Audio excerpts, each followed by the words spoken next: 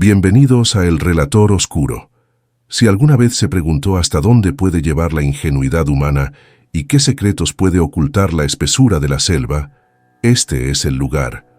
Hoy nos sumergiremos en uno de los enigmas más debatidos y dolorosos del true crime moderno. El caso de Chris Kremers y Lisanne Froon es mucho más que una simple tragedia. Es una narrativa fracturada, una historia de supervivencia fallida y para muchos un encubrimiento meticuloso. Cada pista digital, cada fragmento óseo y cada testimonio local solo profundizan las sombras sobre lo que realmente ocurrió.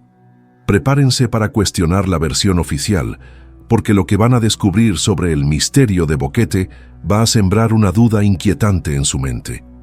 El 1 de abril de 2014, la primavera llegaba a Holanda, pero Chris Kremers, de 21 años, y Lisanne Froon, de 22, ya vivían su aventura de verano.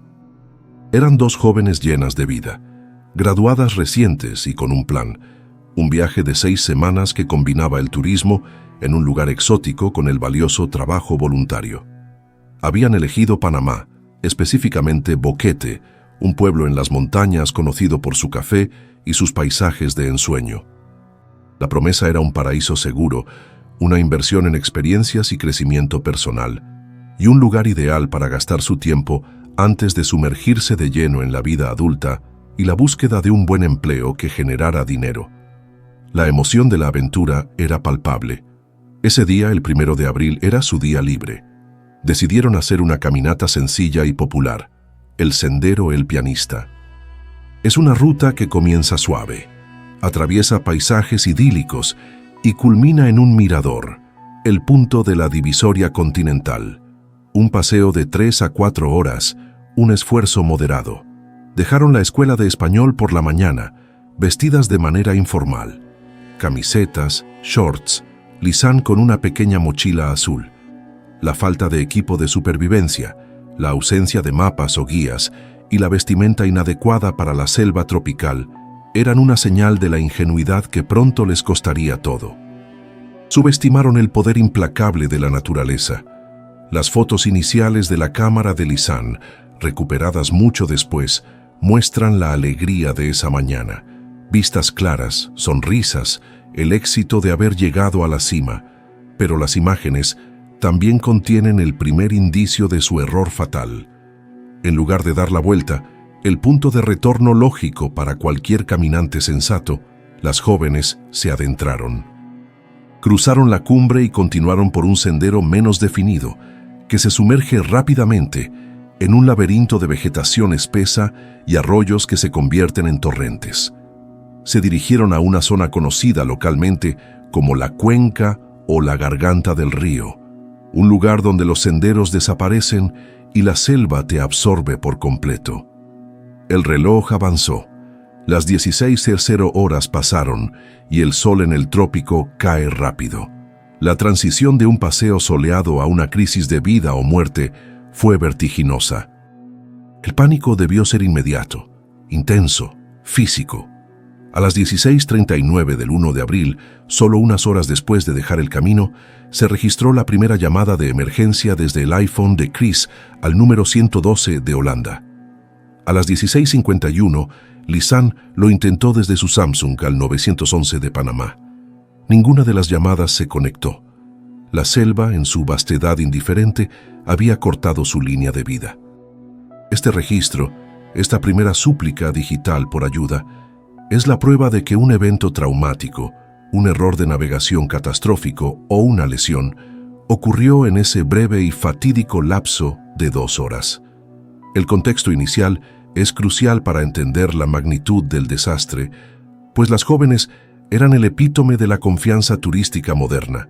Creían que la tecnología y la accesibilidad les protegían de los peligros inherentes a un ecosistema indomable.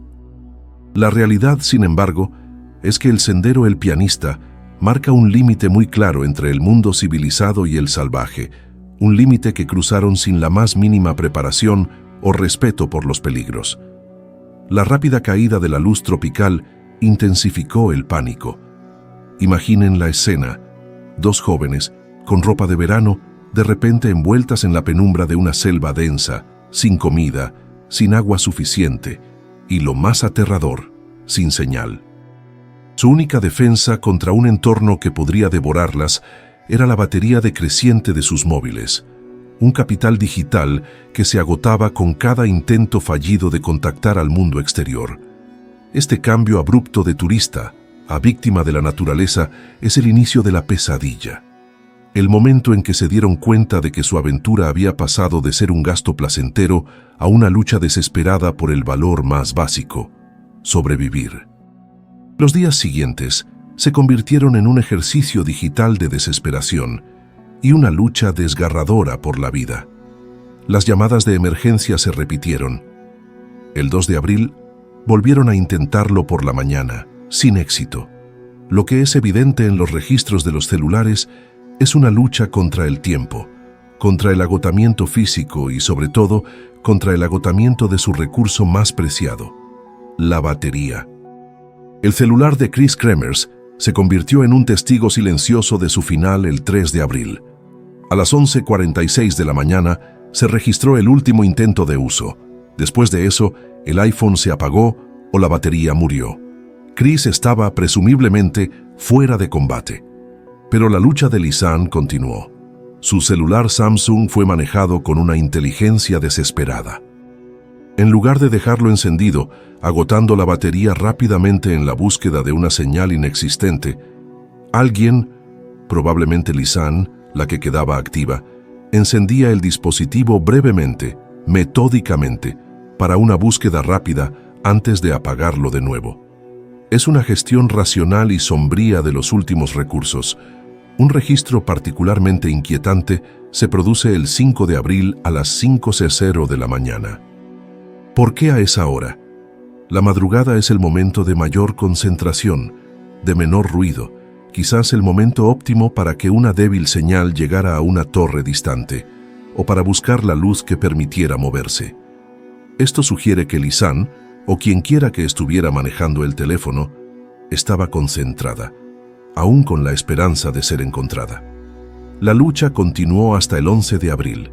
Ese día, a las 13:37, el celular de Lisanne Frun registró su última actividad conocida. Después de eso, solo hubo silencio. 10 días desde la salida.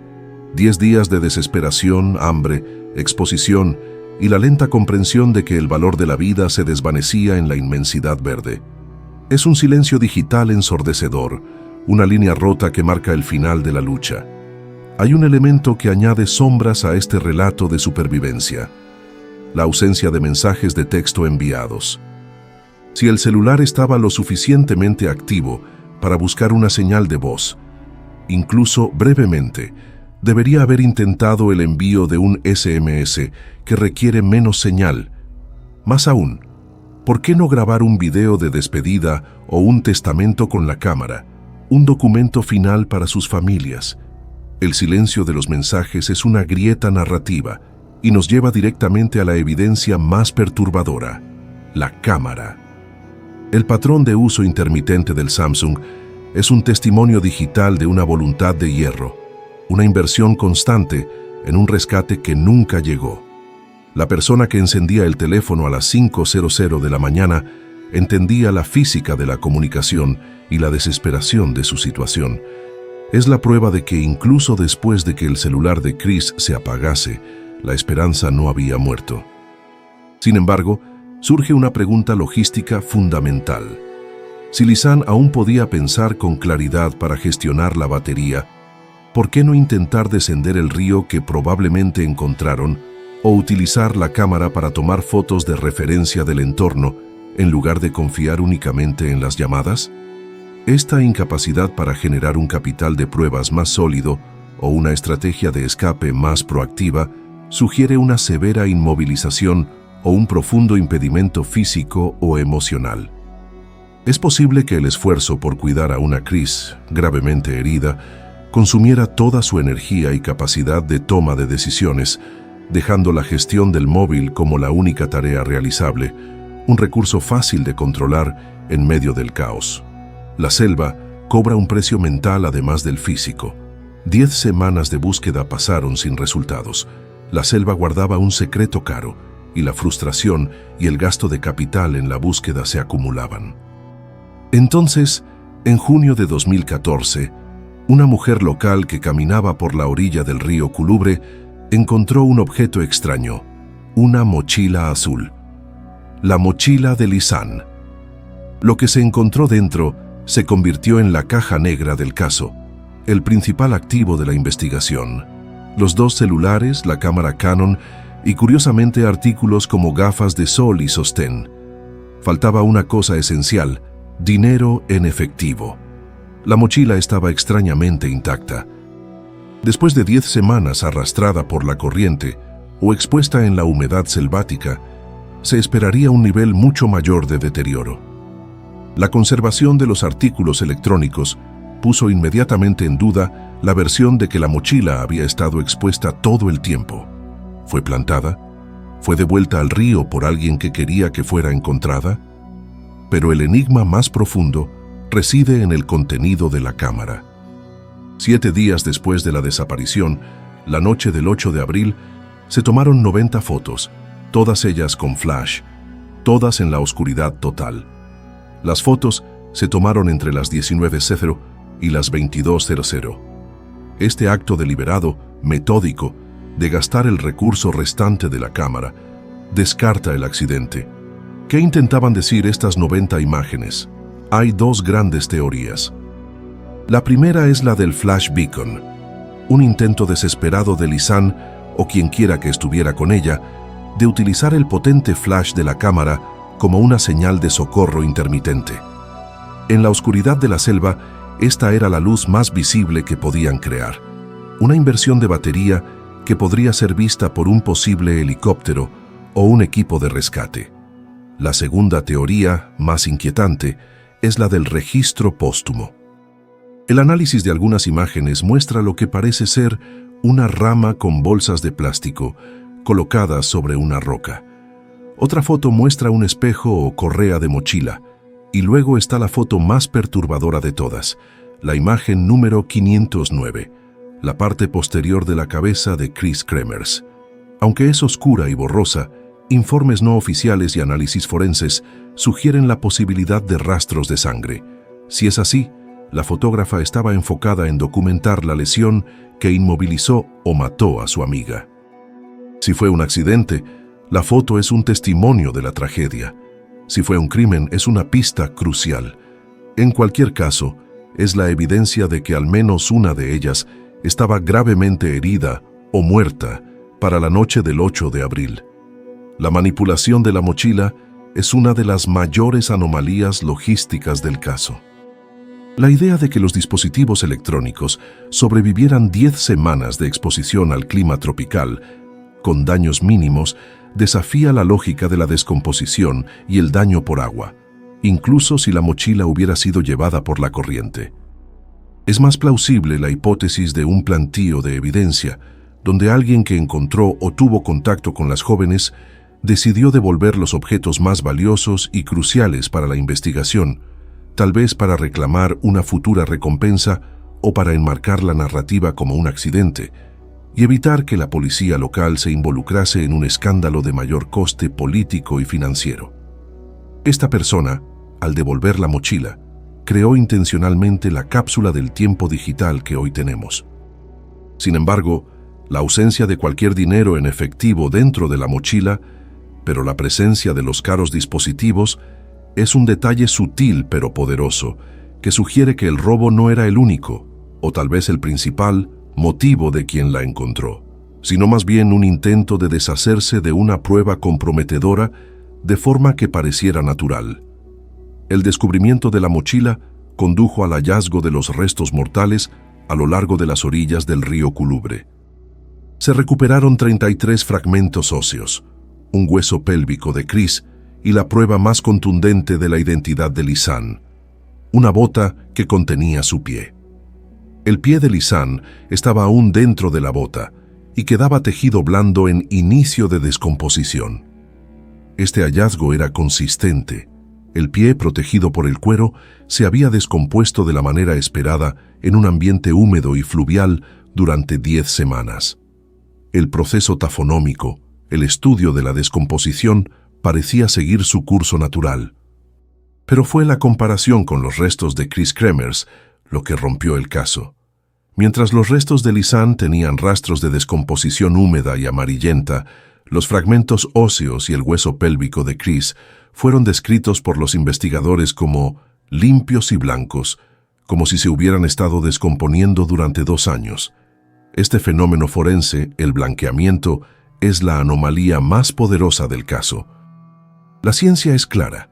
Si 2 personas mueren al mismo tiempo, en el mismo lugar y bajo las mismas condiciones ambientales de selva y río, la descomposición debe ser similar. La diferencia drástica en la tafonomía es biológicamente improbable y desafía directamente la versión de un simple accidente. El hueso de Chris se había limpiado de forma inusual y sorprendente. Esta disparidad alimenta fuertemente la teoría de la manipulación. ¿Cómo se limpia un hueso tan completamente en tan poco tiempo? Acción animal. Los roedores locales son sorprendentemente eficientes para limpiar huesos, pero esto generalmente deja marcas de mordeduras o no resulta en un blanqueamiento tan uniforme. Flujo extremo. Un flujo de agua rápido puede limpiar, pero no explica el blanqueamiento completo y la condición de la pelvis. Procesos químicos. Esta es la posibilidad más oscura. El blanqueamiento puede lograrse intencionalmente mediante el uso de agentes químicos, una práctica asociada con criminales que buscan destruir pruebas y acelerar la desintegración. La inversión en tiempo y conocimiento para realizar esta limpieza post-mortem sería una clara evidencia de un encubrimiento deliberado, una acción calculada para encajar la narrativa en una muerte natural y evitar una costosa y peligrosa investigación criminal. El precio de la verdad en este caso es la negación de los hechos forenses. La tafonomía diferencial de los restos de Chris y Lisanne es la pistola humeante del caso, la única evidencia dura que exige una explicación que no sea la naturaleza. La idea de que los restos de Chris, el hueso pélvico, se sometieran a un proceso tan acelerado de blanqueamiento sugiere una exposición prolongada a una fuente limpiadora, ya fuera un flujo de agua muy diferente al de Lisanne, una limpieza forzada por fauna especializada o la intervención deliberada con agentes químicos. Algunos investigadores especulan sobre el uso de cal, un método conocido en el mundo del crimen organizado para acelerar la descomposición y reducir la cantidad de recursos que se necesitan para ocultar un cuerpo. Si se empleó tal método, revela una frialdad y una planificación que contradice por completo la noción de una muerte accidental seguida de una simple descomposición. La persona que hizo esto tenía un propósito claro: borrar la identidad y obstaculizar la investigación, un costo criminal invertido para protegerse a sí mismo y potencialmente el flujo de ingresos del turismo local. El caso Chris y Lisanne pasó de ser una tragedia accidental a un posible encubrimiento debido a la combinación de las anomalías forenses y el comportamiento sospechoso de algunas figuras locales. La investigación panameña concluyó el caso rápidamente como un accidente, quizás para reducir el costo mediático y proteger el flujo de dinero del turismo local, pero esta rapidez es la fuente de desconfianza. Una de las figuras centrales que exige un escrutinio renovado es el guía local Feliciano. Estuvo involucrado en la búsqueda y notablemente en el hallazgo de la mochila y los restos mortales. Sus relatos cambiaron con el tiempo. Inicialmente solícito, luego dudó que las chicas estuvieran en el sendero y finalmente sus entrevistas parecían tener el objetivo de clausurar el caso.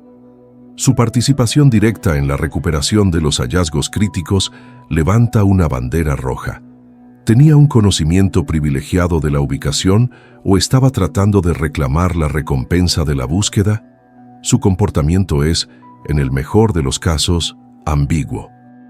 Otro elemento humano es Eline, la empleada alemana de la escuela que vio a las chicas salir. Ella dejó Boquete abruptamente justo después de la desaparición, pidiendo un cambio de puesto. Su rápida salida y ausencia durante el torbellino de la investigación local sugiere que ella pudo haber visto u oído algo que la hizo temer por su seguridad o la llevó a huir de la presión. El miedo puede ser un activo poderoso para un encubridor. La tesis más lógica que emerge de este complejo mosaico es que el incidente comenzó con un accidente. Las evidencias digitales, llamadas de emergencia, la foto de la lesión, apoyan un desastre inmediato, una caída o un encuentro desafortunado que dejó a Chris gravemente herida. Pero la evidencia física, el blanqueamiento de los huesos de Chris y la condición sospechosamente intacta de la mochila sugiere que el desastre accidental fue seguido por una intervención humana deliberada. Alguien con conocimiento local o con el miedo de que el crimen afectara su patrimonio o su comunidad pudo haber encontrado los cuerpos, manipulado la escena, incluida la limpieza de los huesos, y plantado la mochila en el río para que fuera encontrada, creando así una narrativa falsa y conveniente de un accidente fatal que la selva se encargó de ocultar.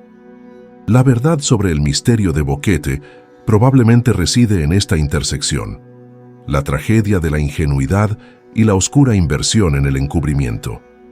La actuación de Feliciano, el guía, se convierte en el eslabón humano de la controversia.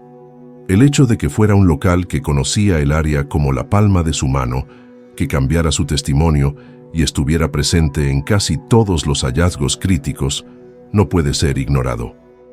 En un entorno de búsqueda caótico, la presencia constante de un solo individuo que convenientemente encuentra las pruebas después de que la búsqueda oficial ha fallado es, estadísticamente, altamente improbable.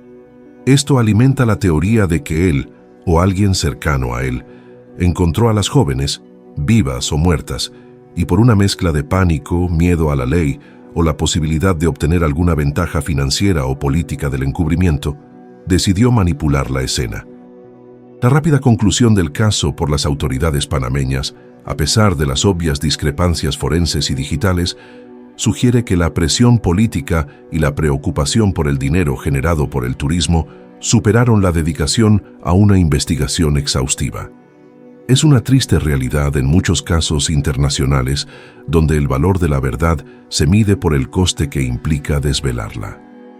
El legado de la duda y la búsqueda de la verdad definitiva.